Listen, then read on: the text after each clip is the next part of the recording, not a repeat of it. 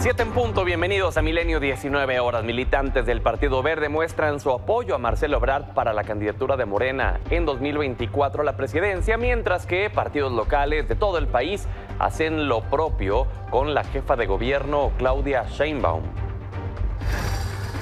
Escala el conflicto entre el PRI y Movimiento Ciudadano en el Congreso por la elección en el Estado de México. Alejandro Moreno los llama esquiroles. Álvarez Maínez le responde que dejaron sola a Alejandra del Moral.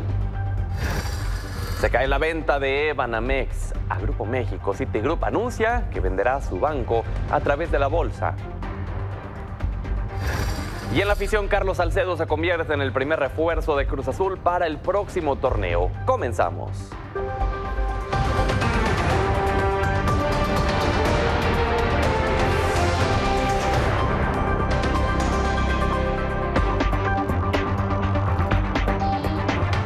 Hola, ¿qué tal? Gracias por brindarnos el honor de su sintonía. Comenzamos con la información de este miércoles 24 de mayo.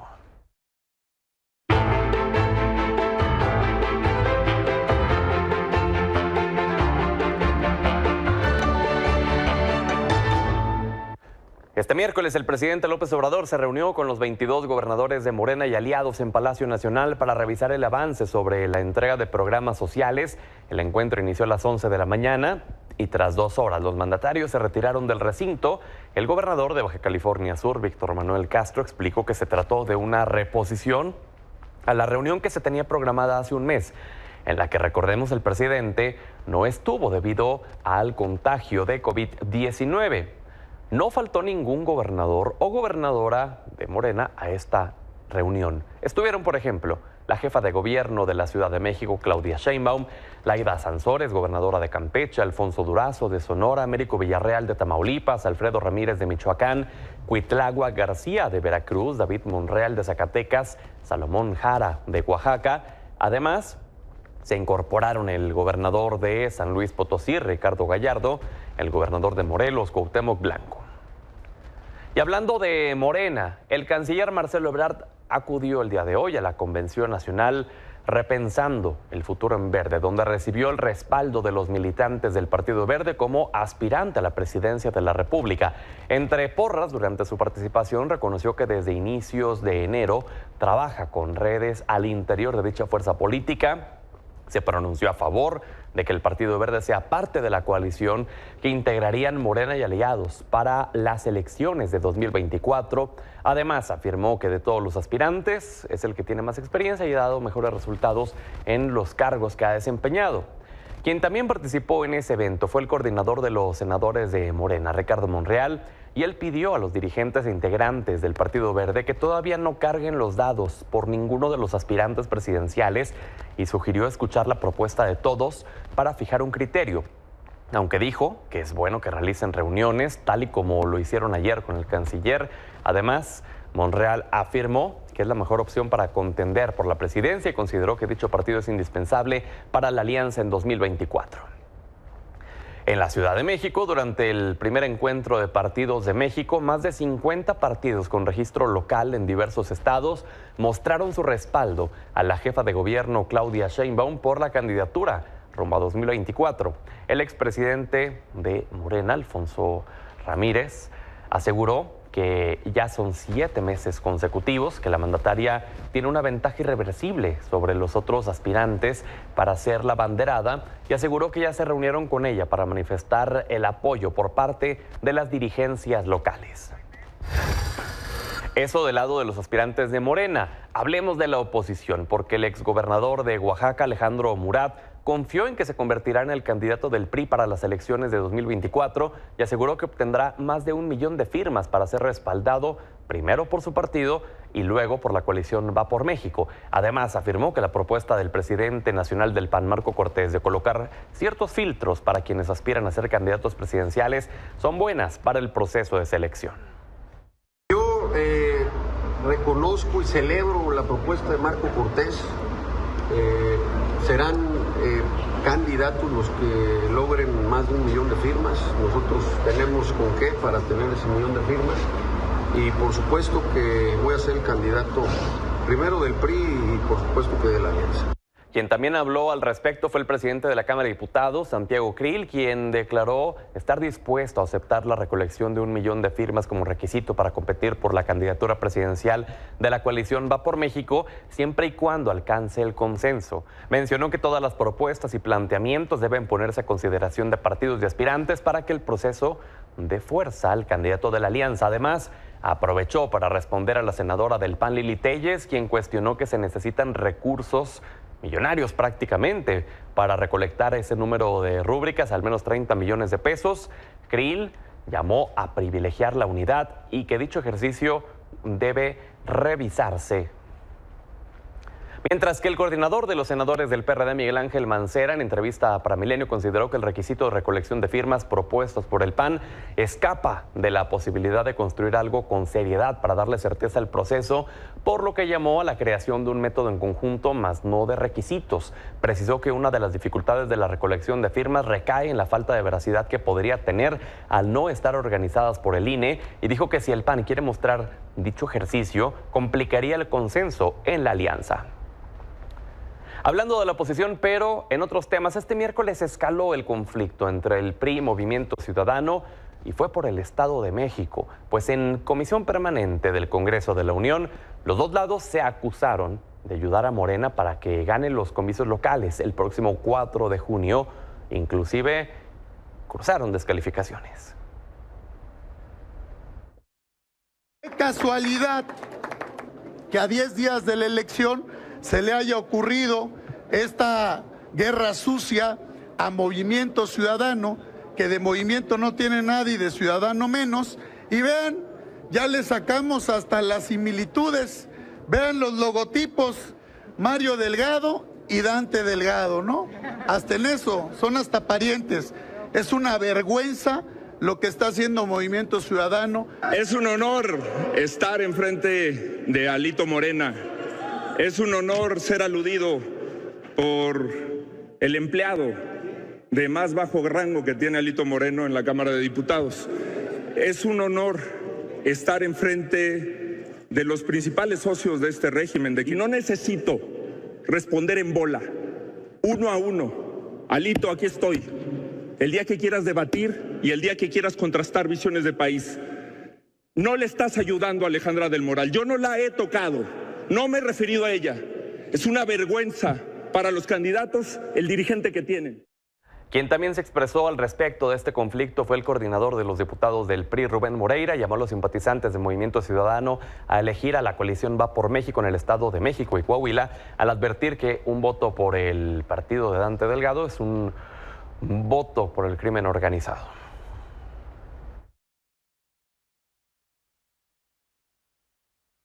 Y un voto a este mini partido. Un voto por MC es un voto a favor de la inseguridad, de que regrese el narcotráfico. Y si no, vean lo que está pasando en el sur y en el norte de Nuevo León, donde gobierna MC. Toca a Dante, porque Dante no dice nada. Dante es un político de Polanco y permite, con su posición, todo esto que les estoy diciendo. No voten por MC, no desperdicien su voto. Salvemos a México.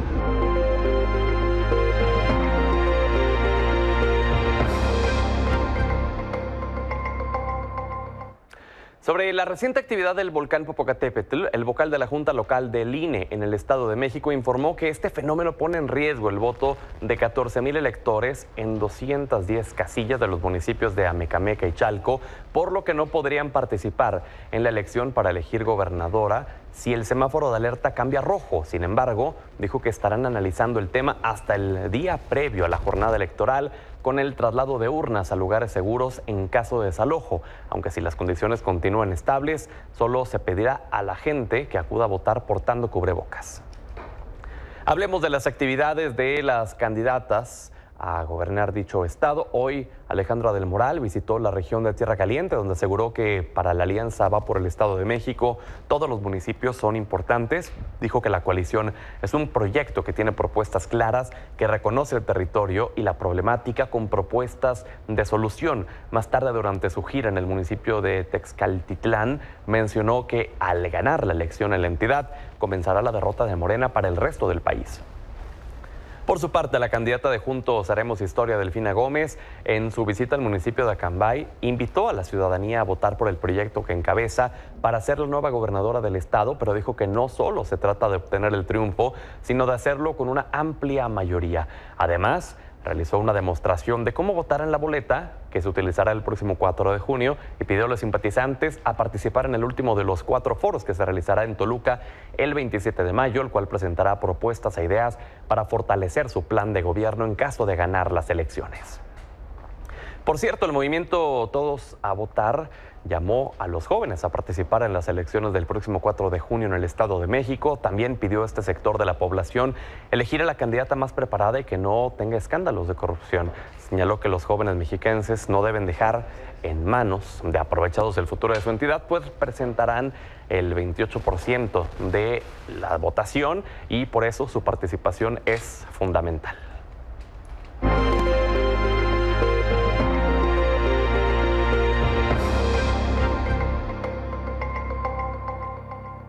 Morena presentó ante el Pleno de la Comisión Permanente su iniciativa de ley para que ministros, magistrados y jueces sean electos por voto popular. La propuesta presentada por el diputado Manuel Alejandro Robles busca modificar los artículos 96 y 97 de la Constitución. Al argumentar la iniciativa, el legislador dijo que el actual método de acuerdos cumulares por el que se designa a dichos servidores públicos no puede continuar. Por cierto, hoy la Comisión Permanente aprobó la Ley 3 de 3, reforma que prohíbe otorgar cargos de elección popular o participar en el servicio público a deudores alimentarios, agresores sexuales o culpables de violencia de género. El proyecto fue aprobado en la última sesión ordinaria del Senado de la República el pasado 28 de abril y hoy se volvió constitucional al ser aprobada en 24 congresos locales. En otras cosas, el presidente López Obrador criticó el juicio en Estados Unidos contra Genaro García Luna. Aseguró que tanto Felipe Calderón como los funcionarios de las agencias de Estados Unidos actuaron como si no conocieran o no supieran de su existencia, por lo que se refirió a él como un marciano. Además, difundió un organigrama denominado Cártel de Genaro García Luna, donde se mostraba a las personas que están siendo investigadas por su complicidad con el exfuncionario. Me llama mucho la atención de que ahora en el juicio de García Luna resulta que García Luna es un marciano porque llegó, es un ser de la nada, nada más es él.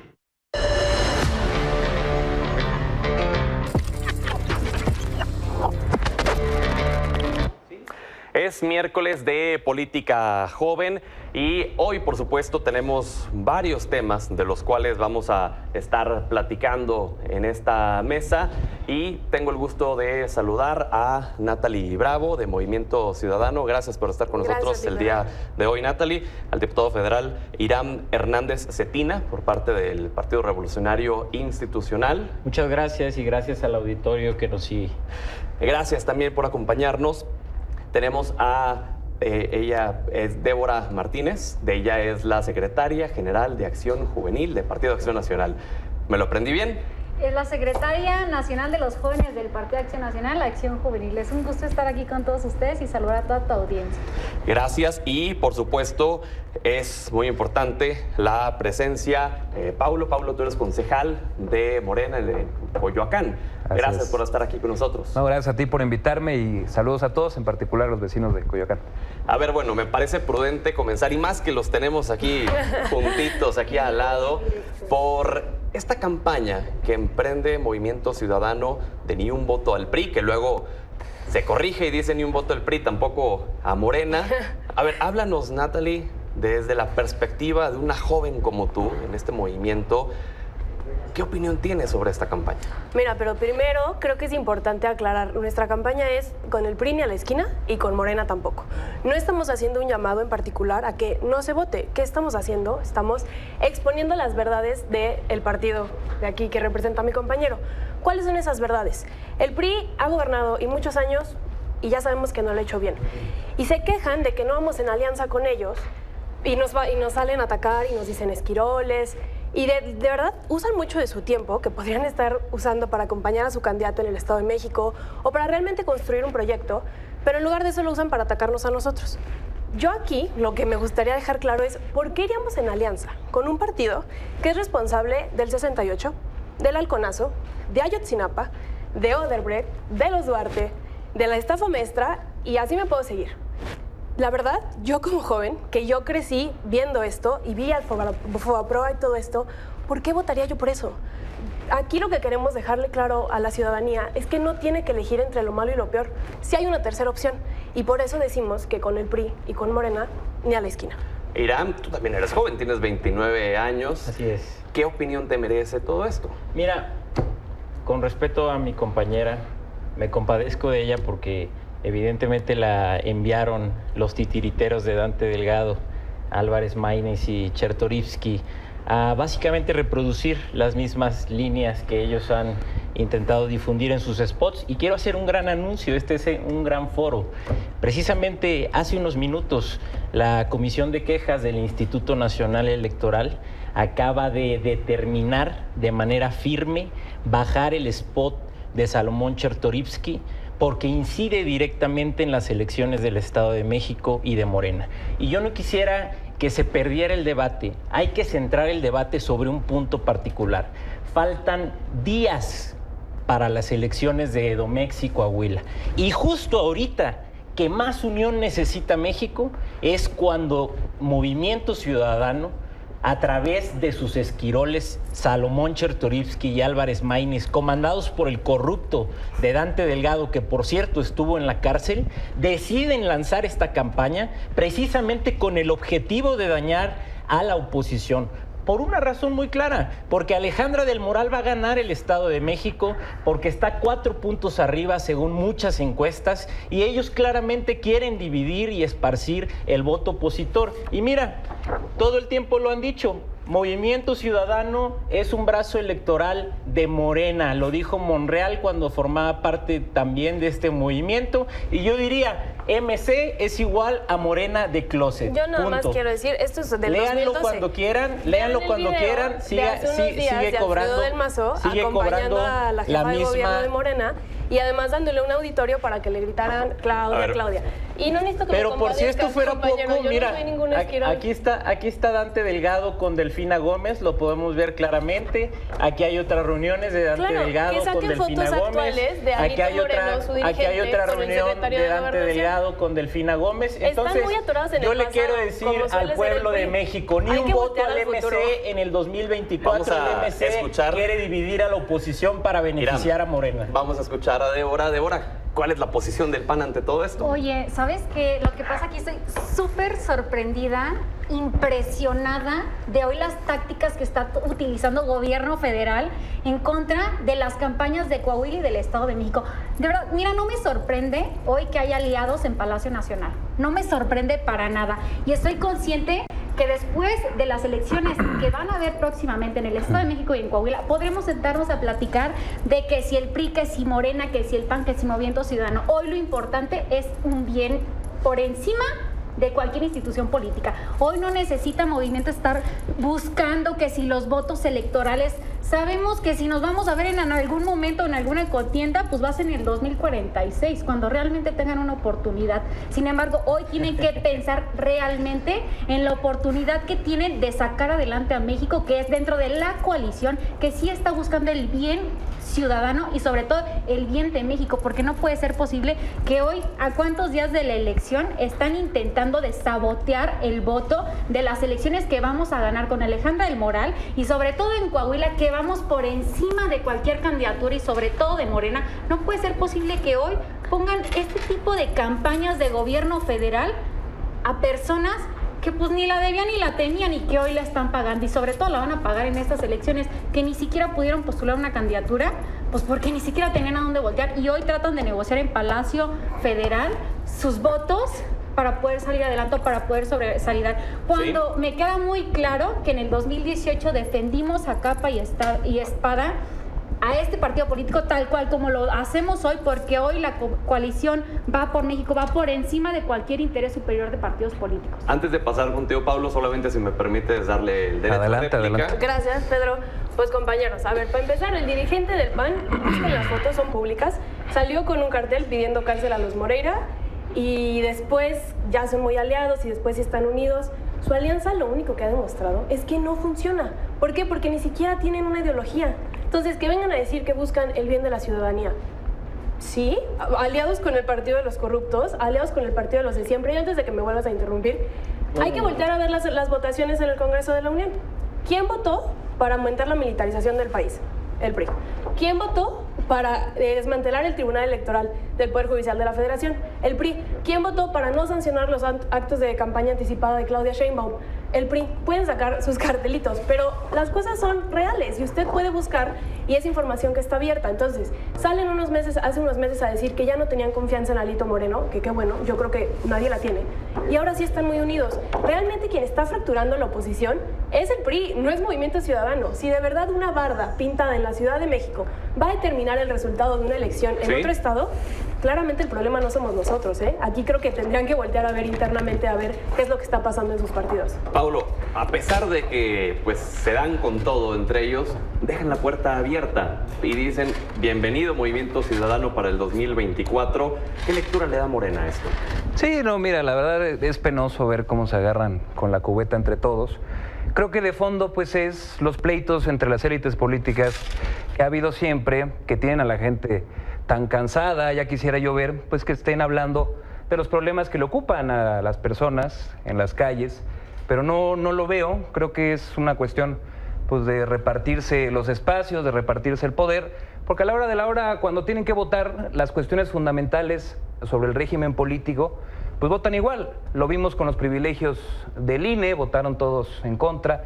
Lo vimos con la propuesta para transformar el régimen político y que se pudiera votar a ministros de la Corte y también lo votaron igual. Entonces representa lo mismo y ese pleito pues responde a que en este momento no se han puesto de acuerdo con la repartición de cuotas. Bien dice el presidente López Obrador que cuando se reparte mal el botín, hay motín.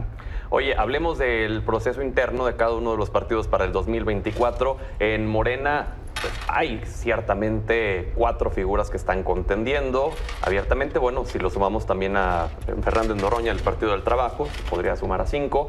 Pero, ¿suma o resta acciones como la de hoy, que el Partido Verde, un partido aliado, se decante a un año del 24 por un candidato?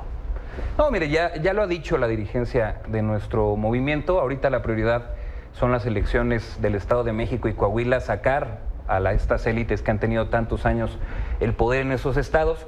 Pasando el proceso de Coahuila, el Estado de México va a convocar el CEN de nuestro movimiento a todos los aspirantes, ya están públicos varios, pues para acordar entre todas y todos los detalles. Lo que ya está acordado por todas y todos es el método de la encuesta, que además es un método nuevo en la política nacional, que un proceso interno de un partido se dirima en la ciudadanía en general, cosa que no pasa en ninguno de los partidos políticos que están acá representados a mi izquierda, que al final pues son tienen métodos muy parecidos, deciden las cúpulas, se reparten el poder, ya nomás cuando hay diferencias empiezan a pelear, pero de fondo son lo mismo.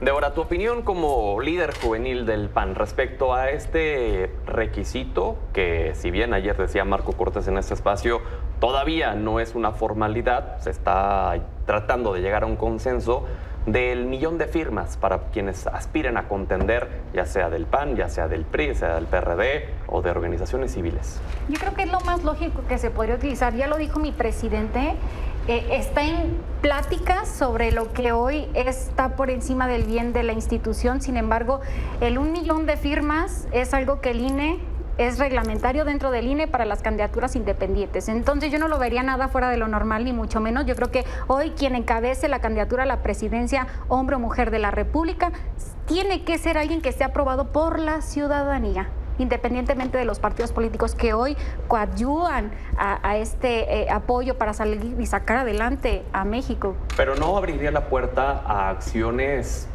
que al no ser reguladas por una autoridad como el INE pudieran ser firmas falsificadas, pudiera haber trampa en eso. Todos, afortunadamente puede decir que el Partido Acción Nacional tiene el mejor sistema democrático de cualquier otro partido político y todos nuestros procedimientos internos siempre van encabezados y encaminados por el Instituto Electoral. En el PRI, ¿cuál es la postura? Porque también esto del 1,000,000 de firmas les impacta. Al PAN, ser el que sigla la candidatura presidencial para el 2024, pues en automático este requisito se extiende a ustedes también. Claro, fíjate, nada más para darte un dato. Ayer en conferencia de prensa mi presidente nacional, Alejandro Moreno, comentó su experiencia cuando fue electo líder nacional del PRI por casi 2 millones de votos. Entonces, no habría ningún problema entre los aspirantes del PRI para poder cumplir si este fuera uno de los requisitos. Sin embargo, esto es algo que se tiene que decidir al interior de la coalición. El PRI tiene cuadros muy valiosos, hombres y mujeres muy competitivos. El presidente Alejandro Moreno los reunió el lunes precisamente para hablar de estos métodos y creo que es algo que se va a tener que ver con todos los partidos que forman parte de la coalición a partir de las elecciones en Edomex y Coahuila. Pero yo no quisiera que nos perdamos en el debate. Y el debate es cómo claramente Movimiento Ciudadano está dividiendo el voto opositor con una clara intención de servir a Morena. Y bueno, yo no te llamé Esquirol a ti, compañera, le llamé claramente esquiroles a Álvarez Maínez y a Salomón Chertorivsky. Esos son los títeres de Dante Delgado, del corrupto de Dante Delgado, que finge ser oposición, pero en realidad le está haciendo el juego a Andrés Manuel López Obrador. Esa es la realidad. Bueno, Natalie, Pedro, vamos contigo. Si quieres replicar a esto y finalizamos, porque se nos fue el tiempo volando, con el proceso de Movimiento Ciudadano para el 24. Claro que sí. Bueno, rápidamente. Ustedes pueden revisar las votaciones, ustedes pueden ver quién le está haciendo la chamba a Morena, quién es el empleado de Morena. Y es un llamado a la ciudadanía a que salga a votar, por supuesto, pero que voten por una opción que los represente y por una opción que no sean los mismos de siempre. No se dejen engañar por los que ya han estado y han demostrado que no lo saben hacer. Hasta ahí dejo mi comentario. Y los procesos internos de Movimiento Ciudadano, Pedro, mira, nosotros sí creemos en la apertura a la ciudadanía. Nos han querido decir que ni somos movimiento, que ni somos ciudadanos. Bueno, pues nuestros candidatos a diputados locales de Coahuila son ciudadanos, y son ciudadanos que tienen una carrera intachable y, bueno, están dando la lucha porque justo hay que tener una oposición a los gobiernos, sobre todo cuando esa elección ya está pactada entre el PRI y Morena.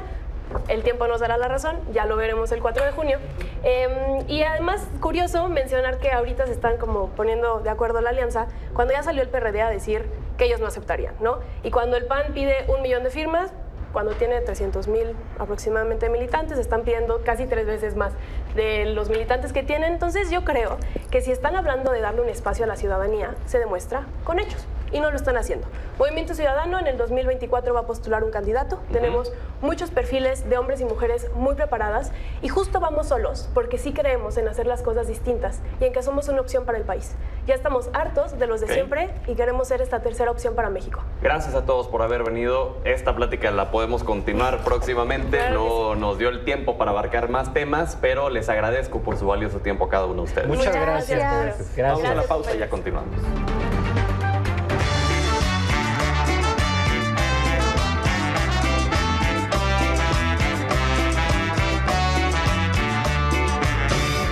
Mi querido Pedro, las luchas sensatas, ecuánimes, profundamente humanistas del sector opositor tienen un terrible enemigo. Y no se trata de la 4T, no se trata de López Obrador, no se trata de el Noroñas, no se trata de Claudia Sheinbaum, no. El verdadero enemigo de la oposición está dentro de la oposición. Y aunque la oposición en sí misma ha cometido muchos errores, me ha metido mucho la pata, pues ha construido una narrativa un poco melodramática y francamente chillona, bueno, tiene además el enemigo en el interior, en el alma, en el corazón. Y me refiero a Sandra Cuevas. Sí, no puede ser que Sandra Cuevas no haya sido ya señalada, cuestionada y, de veras, apartada de la oposición por todo lo que conlleva su presencia en cada una de las manifestaciones, francamente, de dudosa categoría que ella encabeza. La más reciente le costó al equipo América la derrota.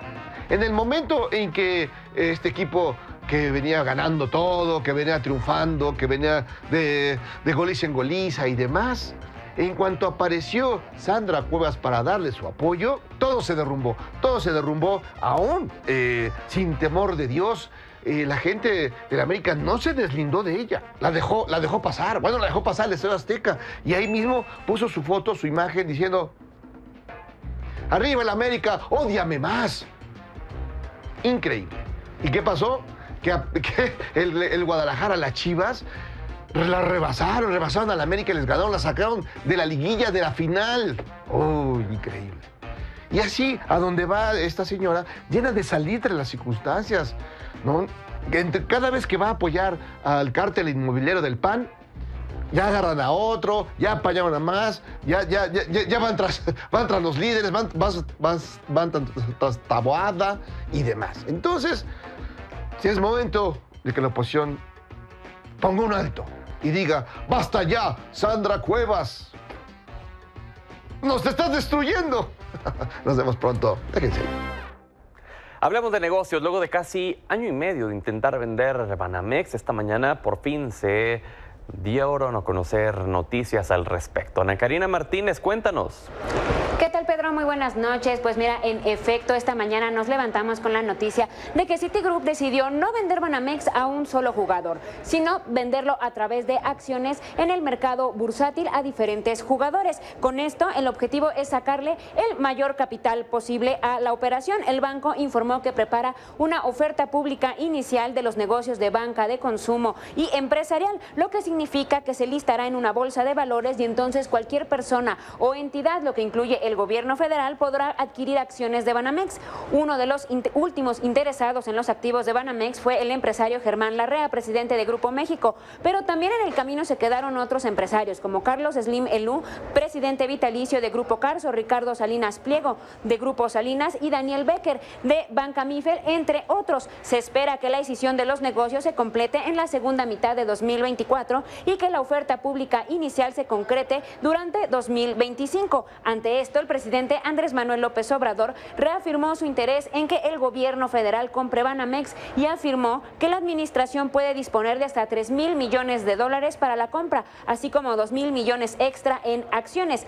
Ahora bien, de acuerdo con analistas de Monex, llevar la oferta pública inicial de Banamex a Wall Street le dará a Citigroup una mayor ganancia debido a los costos del listado y la utilidad que ésta puede generar. Además, la calificadora Fitch Ratings consideró la salida a bolsa como un proceso de largo plazo, pero afirmó que la incertidumbre que se ha generado alrededor de esta transacción terminará con este anuncio, así que estaremos al pendiente tanto de la oferta pública inicial como de que se concrete la decisión de los negocios. Oye, ¿cómo le fue a Grupo México luego de este anuncio?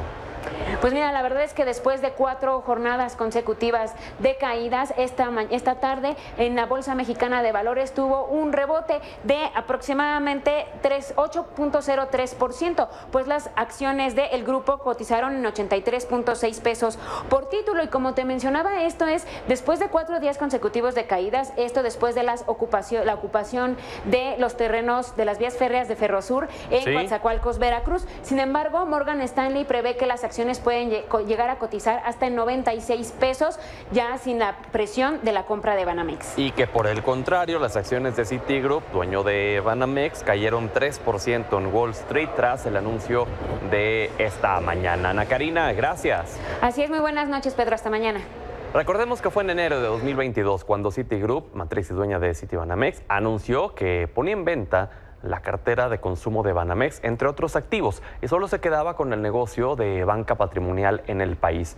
Una semana después del anuncio, la empresa Oceanografía buscó detener la venta hasta que se le pagara una reparación del daño tras un litigio con Citibanamex, pero el proceso no se detuvo y hasta tuvo apoyo del presidente López Obrador para que continuara. Durante el proceso surgieron varios grupos financieros interesados en la compra: Banco Azteca, Santander, Banorte, Inbursa, Grupo Mifel, también Grupo México estaban interesados, pero ya no habrá venta directa, así como se anunció. Citi pondrá Banamex en la Bolsa Mexicana de Valores, sus negocios de consumo y banca empresarial en México, mediante una oferta pública inicial.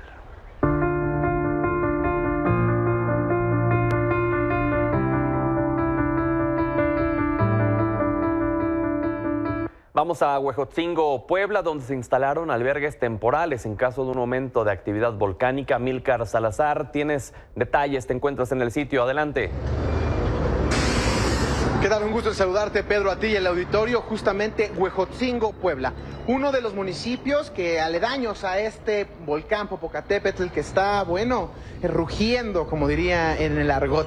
Aquí se han instalado 5 albergues temporales. Esto para alojar a comunidades que están aledañas al volcán. Estamos hablando de que tiene una capacidad para alojar hasta 8,000 personas. Hemos estado el día de hoy recorriendo estas comunidades con personal de la 25 Zona Militar de Puebla. Aquí se han destinado cerca de 7,000 elementos del Ejército Mexicano y de la Guardia Nacional para labores de prevención. Esto en la aplicación del Plan DN3E, así como del Plan GNA, que son para la ayuda de la población. Esto significaría que estarían con la capacidad, según lo que nos informan, de desalojar a 127,000 personas de las comunidades aledañas al volcán en caso de que cambiara este semáforo de amarillo a rojo. Hasta el momento no tenemos ningún indicio de que pueda pasar en los próximos momentos a rojo, ya que de acuerdo con el mismo centro de monitoreo de la Secretaría de Defensa Nacional, han registrado al menos 2 explosiones y una veintena de exhalaciones. Esto, vamos Pedro, esto es algo medianamente normal. Esto no implica un cambio en el semáforo, por lo tanto, bueno, se siguen en las condiciones normales, por así decirlo. Sin embargo, se apuesta a la prevención. Aquí autoridades municipales junto con el gobierno federal han instalado una serie de albergues, repito, que sirven para alojar a la población que eventualmente estaría siendo desalojada, principalmente de colonias como Buenavista o colonias Popocatépetl. Estas colonias que están muy cercas. Aquí en Huejotzingo estamos a 20 kilómetros del cráter de línea recta, lo cual significaría que estamos en una zona de mediana intensidad. Esto, bueno, pues hemos estado en esta zona donde no hemos registrado tanto la presencia de ceniza volcánica como la habíamos visto ya en días pasados. Esto significa que, bueno, pues es una mejora en este sentido, ¿no? No se ha registrado ningún tipo de evacuación, no se ha registrado ningún tipo tampoco, la población tampoco se ha movilizado. Sin embargo, siguen estando las medidas de prevención a esto. Esto se le llama a la población si no hay que salir de su casa, que no lo hagan. Se refiere también a que usen cubrebocas si es necesario y gafas también. Estos pues son medidas preventorias. Pedro, seguimos muy atentos de lo que sucede aquí en estas comunidades aledañas al Popocatépetl. Estaremos al pendiente. Gracias, Amílcar. Buenas noches. Muy buenas noches, Pedro. Pausa y ya volvemos. El presidente López Obrador aclaró el acuerdo al que llegó el gobierno federal y Grupo México sobre la ocupación de vías férreas concesionadas a Ferrosur. Negó que haya un pago de por medio y explicó que lo que ofrece su gobierno es que la empresa tenga paso por las vías recuperadas pagando una cuota y ampliar una concesión que esté por vencerse. Señaló que la negociación está avanzando y explicó que el fondo del asunto es que el gobierno recupera la concesión y vuelve a ser de la nación sin que esto signifique una expropiación. Las empresas de la Secretaría de Defensa y de la Secretaría de Marina quieren pasar hacia acá, pagan una cuota. Si él quiere o la empresa quieren entrar acá, pagan una cuota. Pero aquí lo importante, el fondo, es que la concesión se recupera, se rescata. Sí se va a llegar a un acuerdo, espero, pero no es dinero, es permiso de paso y revisión de concesiones.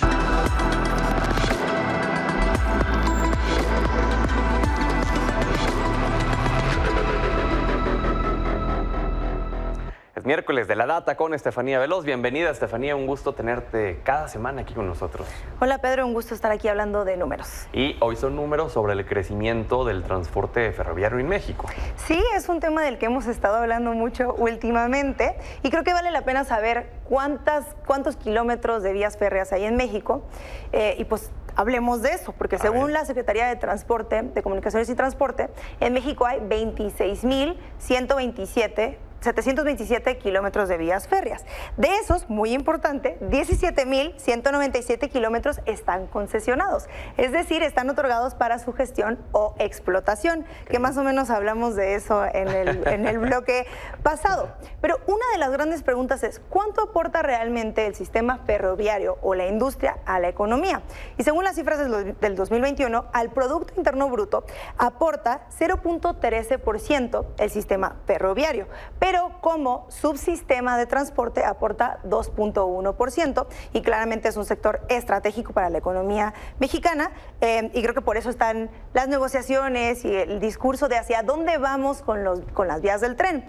En eso se dividen dos tipos de trenes. Ya sabemos que hay unos trenes a los que no nos podemos subir y otros a los que probablemente nos podamos subir en el futuro, pero de eso hablaré ahora. La Agencia Reguladora de Transporte Ferroviario dice que las cargas o el sistema de cargas que pasa por estas vías se divide en dos. Uno es el industrial, que representa 45.3%, y el otro es el agrícola, que representa 27.1%. Pero de los trenes a los que sí nos podemos subir, ahora sabemos que existe el tren El Chepe, que es bastante famoso. El gobierno de la Cuarta Transformación estimó que para el 2050 iban a existir por lo menos 15 tramos en los que podían subirse pasajeros y pasajeras. De esos traigo los más importantes. Uno es el que seguramente has escuchado, que es el Tren del Bajío, que implica 1.500 kilómetros. Ese es uno de los trenes que más o menos tiene algunas rutas construidas, pero que se quiere expandir.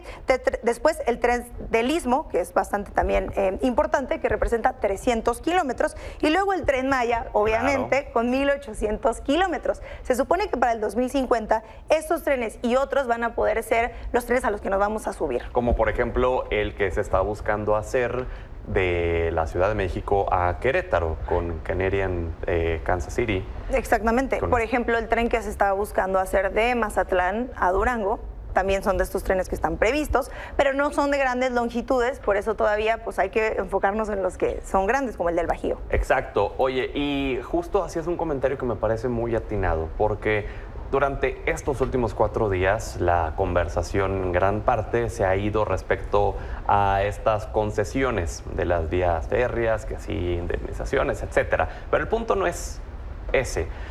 El punto es que luego había quienes se preguntaban, pero nosotros, ¿qué nos importan las vías de ferrocarril?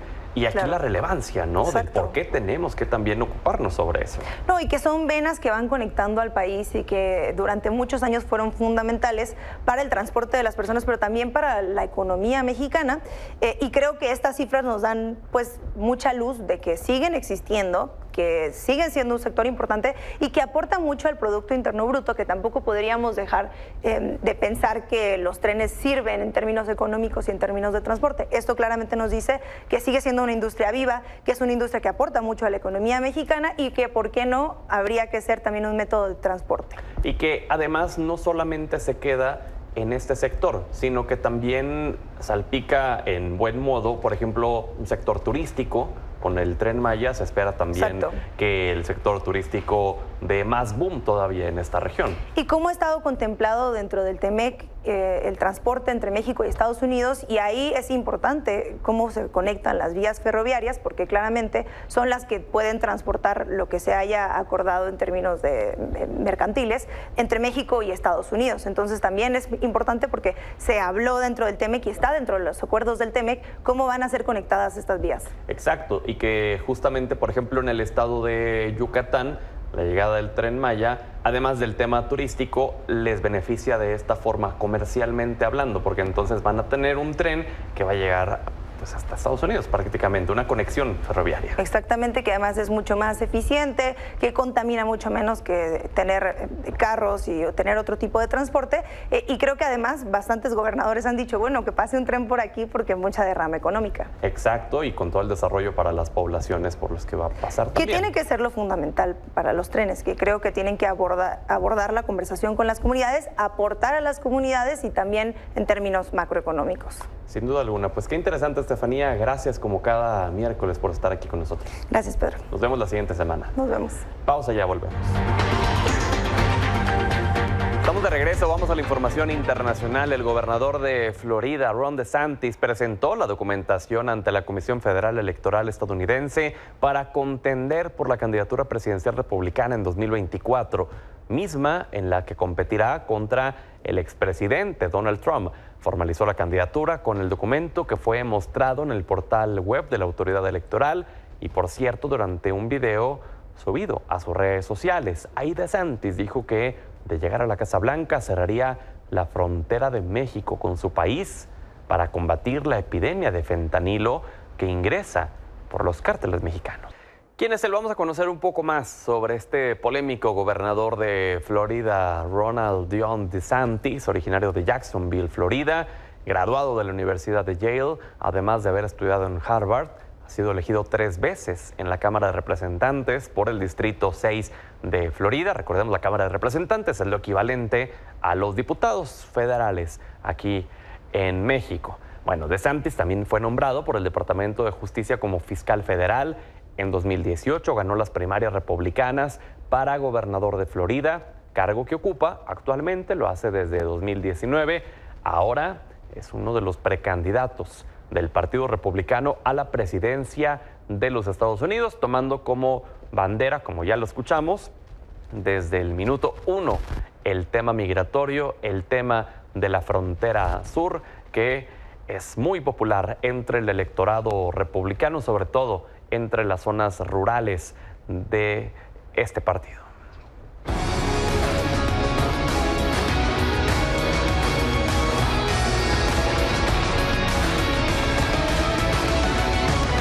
Buenas noches, Minelia Taide. Ya se está reforzando el Cruz Azul. Pedro, muy buenas noches. Sí, después del golpe terrible para toda la afición de los cementeros, que fue obviamente no llegar a los cuartos de final, quedarse en el repechaje en este torneo, efectivamente Cruz Azul se prepara ya con un refuerzo. Carlos Salcedo llegó esta mañana a la Ciudad de México para firmar un contrato por los próximos 3 años. Pedro, la verdad es que es un buen elemento en ese sentido para Cruz Azul. ¿Por qué? Porque sabemos su recorrido por Tigres, sabemos su recorrido por las Chivas en su momento y también en Europa, jugador de selección nacional que fue vetado por el Tata Martino en su momento por un problema que tuvo ahí en un partido y que no le permitió volver a selección mexicana, pero él menciona que sabe que tiene que dar el 100% en Cruz Azul, primero porque es un equipo de jerarquía, un equipo de los llamados grandes, y también porque quiere regresar a selección mexicana. Pedro, se abre un nuevo proceso, no ha sido considerado, pero pues podría hacerlo. ¿Qué edad tiene? Tiene 29 años. Yo creo que está en muy buena edad. Sí, todavía está en muy buena edad. Si bien, obviamente, su paso por Juárez en el torneo anterior no fue del todo destacado, también tenemos que ver, ¿no?, el equipo que tenía alrededor y que al final eso cuenta muchísimo. Creo que será una buena pieza, conoce bien al Tuca Ferretti, recordemos que estuvieron juntos. Tigres, ¿no? Sí, estuvieron juntos en Tigres, se entienden bien y por eso es la primera petición del Tuca. Pedro, también ojo con esto porque el Tuca está conformando a su equipo. Recordemos que llegó pues prácticamente, como se dice en el fútbol, de bombero el torneo pasado, trató de rescatarlo, no eran los jugadores que obviamente él hubiera esperado. Hizo lo que pudo con lo que tuvo, simplemente. Lo dices perfectamente y casi le sale, ¿no? De no ser por esa piedra ya en el repechaje, pero casi le sale al Tuca Ferretti. La verdad es que los levantó bien. Se va, bueno, de la institución Defensas el Shaggy Martínez, se va también Ramiro Funes Mori, que me parece pasó con más pena que con gloria.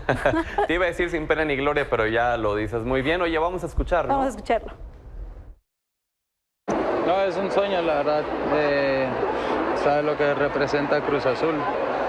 La verdad que no me la creo, porque te digo, estoy contento de llegar a la magnitud de esta institución, sé lo que conlleva estar acá. Siempre me visualicé jugando en algún equipo de la capital desde niño y ahora se me cumple, ¿no? Yo he jugado en uno de Guadalajara, uno de Monterrey, ahora uno en Ciudad de México, entonces la verdad que tengo muchos sentimientos y ganas de arrancar.